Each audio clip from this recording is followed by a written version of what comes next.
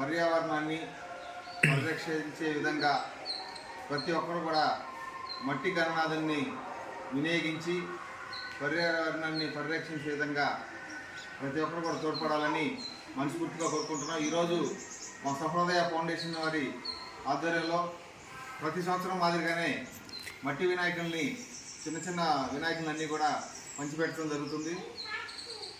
ప్రతి సంవత్సరం మాదిరిగానే ఈ సంవత్సరం కూడా మట్టి వినాయకుల్ని ఈరోజు పంచుతున్నాము. అదేవిధంగా ప్రతి ఒక్కరు కూడా మట్టి వినాయకుని పూజిద్దాం, పర్యావరణాన్ని పరిరక్షిద్దాం అనే విధంగా ప్రతి ఒక్కరు ప్రతి ఇంటా కూడా మట్టి వినాయకుని పూజిస్తే అదేవిధంగా మా పర్యావరణం పరిరక్షించి ఆరోగ్యం వాతావరణం చాలా చక్కగా ఉంటుంది.